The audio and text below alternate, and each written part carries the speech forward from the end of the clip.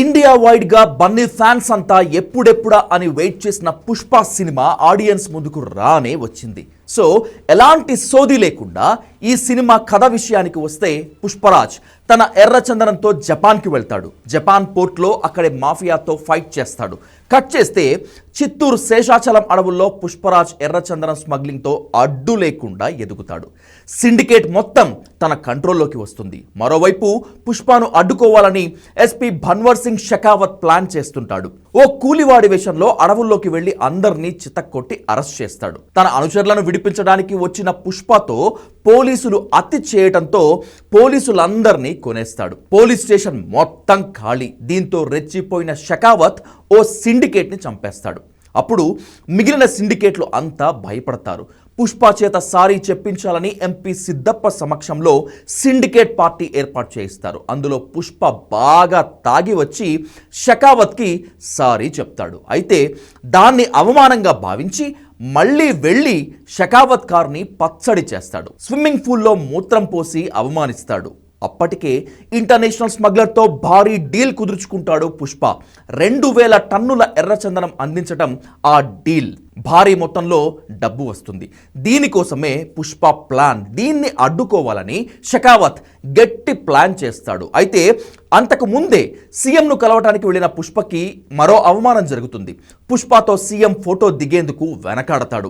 స్మగ్లర్తో photo దిగితే తనకు సమస్య వస్తుందని వద్దంటే వద్దంటాడు. అక్కడ పుష్ప ఇగో దెబ్బతింటుంది. దీంతో సీఎంనే మార్చేయాలని ప్లాన్ చేస్తాడు. ఇందుకోసం భారీగా డబ్బు కావాలి. ఈ డబ్బు కోసం ఈ డీల్ సెట్ చేస్తాడు. మరి షెకావత్ని దాటుకొని పుష్ప ఎర్రచందనం సరుకుని బోర్డర్ దాటించాడా? సీఎంని మార్చేశాడా? ఈ క్రమంలో central minister mining king Pratap రెడ్డితో గొడవేంటి? తనను అవమానించిన సవతి అన్న ఫ్యామిలీ పుష్ప దగ్గరకు ఎందుకు వచ్చింది? వాళ్ళ కోసం పుష్ప ఏం చేశాడు అనేది మిగిలిన కథ. పుష్ప 2లో డైరెక్టర్ సుకుమార్ ఇష్టం వచ్చినట్లుగా సీన్లు పెట్టుకుని పేర్చుకుంటూ పోయినట్లుగా ఉంది. ఎమోషనల్ సన్నివేశాలు చాలా బలంగా ఉన్నప్పటికీ ఆ ఫీల్ ప్రేక్షకులకు కనెక్ట్ కాలేదు. ఫస్ట్ హాఫ్లో ఫస్ట్ ఫైట్ చాలా బాగుంది. అందులో బాస్ ఎవడ్రా, మీ అందరికీ నేనే బాస్ అని చెప్పే డైలాగ్ అదిరిపోయింది. పుష్పను పట్టుకునేందుకు షెకావత్ చేసే ప్రయత్నం మొదట్లోనే బాగుంది. ఆ తర్వాత ప్రతిసారి షెకావత్ ఫెయిల్ అవుతూ ఉంటాడు. ఆయన ఎత్తులు వేస్తే పై ఎత్తులు వేసి పుష్ప సరుకుని పంపిస్తూ ఉంటాడు. ఈ క్రమంలో వచ్చే చిన్న చిన్న ట్విస్ట్లు చాలా బాగున్నాయి. కొన్ని ఫన్నీగా ఉన్నాయి, మరికొన్ని చవకబారుగా నేలబారుగా ఉన్నాయి. సీఎం అవమానించాడని సీఎంనే మార్చేయడం వంటి సీన్లు సినిమాటిక్గానే ఉన్నాయి. న్యాచురల్గా ఏమాత్రం అనిపించడం లేదు.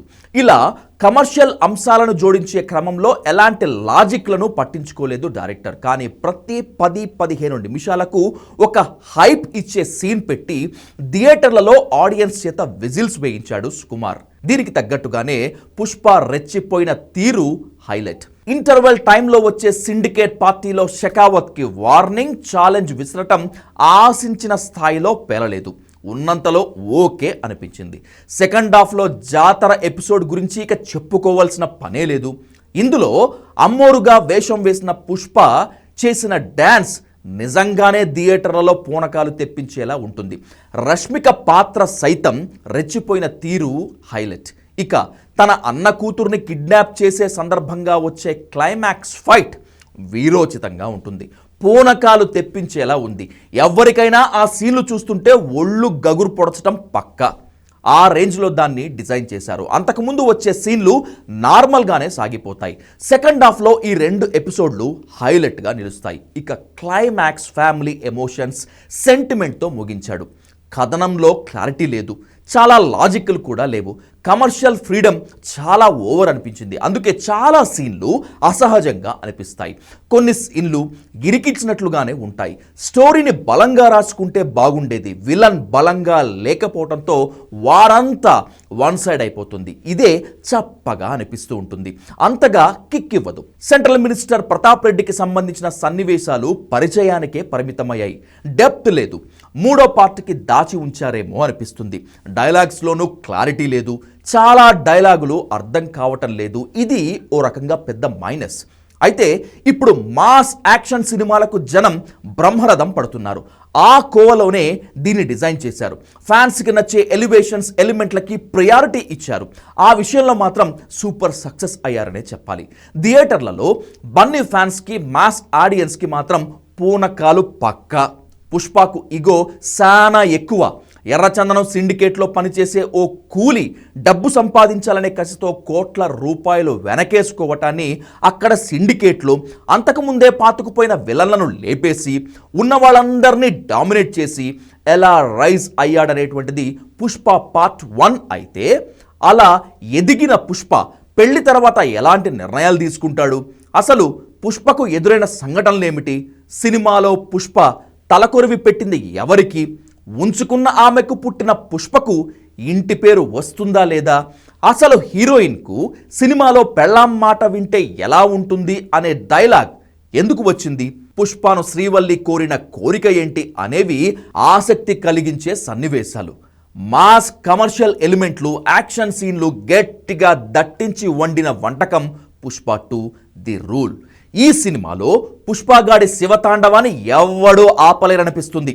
అల్లు అర్జున్ అలియాస్ పుష్ప నటన, జాతర సీన్, సుకుమార్ డైరెక్షన్, ప్రతిభ, పీలింగ్ సాంగ్, ఇంటర్వెల్ బ్యాంగ్లు సినిమాకు బాగా ప్లస్ పాయింట్స్గా నిలిచాయి అని ఘంటాపదంగా చెప్పొచ్చు. అయితే ఫస్ట్ హాఫ్ సాగదీత, heroine Rashmika acting, Sreeleela special song, Devi Sri Prasad music minus points. Pushpa 2లో జాతర సీన్, ఆ సీన్ చూడటానికి ప్రేక్షకులు మళ్ళీ థియేటర్లకు రావటం ఖాయం. ఆ ఒక్క సీన్ ఒక్క అల్లు అర్జున్ అభిమానులకు మాత్రమే కాదు, సినిమా చూసే ప్రతి ఒక్కరికి పూనకాలు తెప్పించడం గ్యారంటీ అని చెప్పొచ్చు. యాక్టింగ్ విషయానికి వస్తే అల్లు అర్జున్ పుష్పగా నట విశ్వరూపం చూపించేశాడు. నటించమంటే జీవించేశాడు. అసలు గంగోత్రిలో నటించింది ఇతనేనా అని అనిపించక మానదు. పుష్ప పాత్రకు ఒక్క అల్లు అర్జున్ తప్ప మరే హీరో న్యాయం చెయ్యలేడు. ఇక జాతర సీన్స్తో అయితే పుష్పరాజ్ నటించిన తీరు అల్లు అర్జున్ యాంటీ ఫ్యాన్స్కు సైతం పూనకాలు తెప్పిస్తుంది. మరోసారి పుష్పరాజ్గా దుమ్ము లేపాడు బన్నీ. మొదటి భాగాన్ని మించి రెచ్చిపోయాడు. సినిమా మొత్తాన్ని తన భుజాలపై మోసాడని చెప్పవచ్చు. ఇక జాతర ఎపిసోడ్లో అమ్మోరు గెటప్లో బన్నీని చూస్తే పూనకాలే. యాక్షన్స్లోనూ అదరగొట్టాడు. తనని తాను కొత్తగా ఆవిష్కరించుకున్నాడు. డాన్సులతో ట్రీట్ ఇచ్చాడు. శ్రీవల్లిగా రష్మిక మందన యావరేజ్. రష్మిక నటనకు ఓ రేంజ్లో వావ్ అనలేం, కానీ శ్రీవల్లి పాత్రకు న్యాయం చేసిందని చెప్పొచ్చు. పాటల్లో బన్నీ రష్మికలు ఓ రేంజ్లోనే చేశారు, కనువిందు కలిగించారు. శ్రీలీల స్పెషల్ సాంగ్ కంటే కూడా ఈమె చేసిన ఫీలింగ్ సాంగ్కే ఎక్కువ మార్కులు వేయొచ్చు. ఫహద్ ఫాజిల్ తన పాత్రకు పూర్తి న్యాయం చేశాడు. అనసూయ రోల్ ఏం లేదు, ఏదో ఉందంటే ఉంది అంతే. ఒక రోల్ ఇవ్వాలి కాబట్టి సుకుమార్ ఇచ్చాడు. ఇక ఫీలింగ్ పాటలో కూడా శ్రీలీలతో రెచ్చిపోయి చేశాడు బన్నీ. షకావత్గా ఫహద్ ఫాజిల్ సైతం రచ్చ చేశాడు. నెగటివ్ షేడ్లో ఉన్న రోల్లో ఆయన పిచ్చెక్కించాడు. అయితే ఆయన పాత్రని డల్గా చూపించడమే మైనస్. జగపతి బాబు సెంట్రల్ మినిస్టర్ ప్రతాప్ రెడ్డి పాత్రలో ఉన్నంతసేపు హైప్ ఇచ్చాడు. ఆయన కూడా చిత్తూరు యాసలో కొత్త గెటప్లో రెచ్చిపోయాడనే చెప్పాలి. రావు రమేష్కి మరో బలమైన పాత్ర పడింది. కేశవ పాత్రలో జగదీష్ మరోసారి మెప్పించాడు. టెక్నికల్గా చూస్తే క్లోజప్లు, లాంగ్ షాట్లు బాగున్నాయి. విజువల్ స్ట్రీట్ అనేలా ఉంది. దేవిశ్రీ ప్రసాద్ అందించిన అన్ని పాటలు ఉర్రూతలూగించేలాగే ఉన్నాయి. పాటల కంటే సౌండింగ్, హీరోయిన్ల డాన్సులు స్పెషల్ అట్రాక్షన్. మొత్తం మీద 3 పాటలే బాగున్నాయి. ఫైట్ సీన్లకి బీజిఎం మోత మోగించారు. రొటీన్కి భిన్నంగానే ఉంది. నవీన్ నులి ఎడిటింగ్ ఓకే, సినిమాకి అదే పెద్ద బలం. దర్శకుడు సుకుమార్ సేఫ్ గేమ్ ఆడాడని చెప్పొచ్చు. పుష్పరాజ్ పాత్రని మెయిన్గా తీసుకొని కథను నడిపించాడు. డైలాగ్లు పవర్ కిక్ ఇచ్చేలా ఉన్నాయి. మొత్తం మీద మాస్కి ఫ్యాన్స్కి నచ్చే ట్రీట్ ఇచ్చాడు డైరెక్టర్ సుకుమార్. పుష్ప 2 కంటే పుష్ప 1 బాగుంది అనే ఫీల్తో ప్రేక్షకుడు బయటకు వస్తాడు.